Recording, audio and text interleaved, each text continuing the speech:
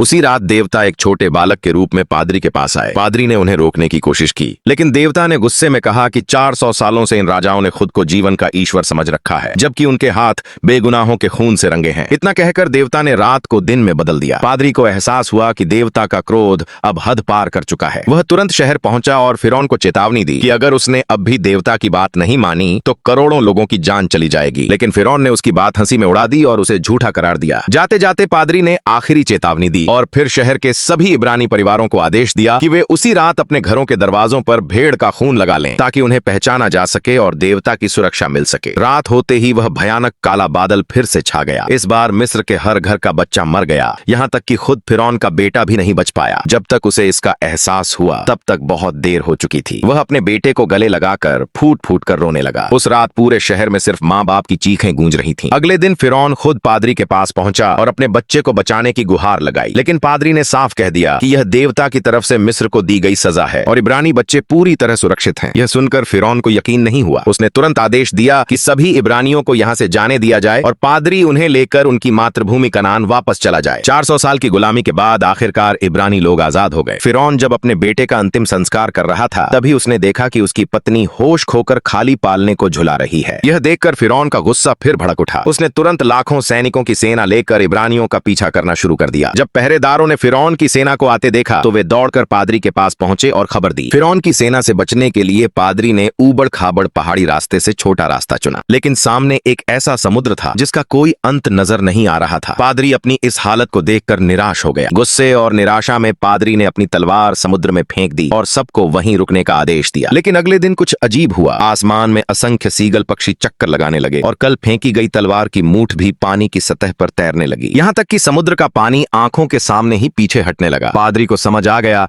कि देवता उनकी मदद कर रहे हैं और उसने तुरंत सबको आगे बढ़ने का आदेश दिया। बस इस समुद्र को पार करते ही वे अपनी मातृभूमि पहुंच जाते। लेकिन ठीक उसी वक्त फिरौन की सेना भी वहां आ पहुंची। उनके रथ बिना रुके तेजी से बढ़ रहे थे, लेकिन ऊबड़ खाबड़ और खतरनाक पहाड़ी रास्ते पर कई रथ काबू में नहीं रह सके और खाई में जा गिरे। इससे एक के बाद एक हादसे होते चले गए और फिरौन की आधी सेना वहीं खत्म हो गई। लेकिन फिरौन का बदला लेने का इरादा फिर भी कम नहीं हुआ और उसने सेना को आगे बढ़ते रहने का आदेश दिया। वे किसी जंगली जानवर की तरह इब्रानियों की तरफ दौड़ पड़े। यह देखकर पादरी ने सबको तेजी से आगे बढ़ने को कहा और खुद कुछ सैनिकों को इकट्ठा कर पीछे मुड़कर फिरौन की सेना को रोकने के लिए खड़ा हो गया। जैसे ही दोनों तरफ की सेनाएं टकराने वाली थीं, अचानक आसमान में काले बादल घुमड़ आए, बिजली कड़कने लगी और 100 मीटर ऊंचा पानी का बवंडर उठ खड़ा हुआ। ठीक उसी पल जब फिरौन की सेना समुद्र की तलहटी में उतरी, विशाल लहरें उन पर टूट पड़ी। फिरौन के सैनिक डरकर वापस भागने लगे, लेकिन आखिरकार वे इस आपदा से बच नहीं पाए।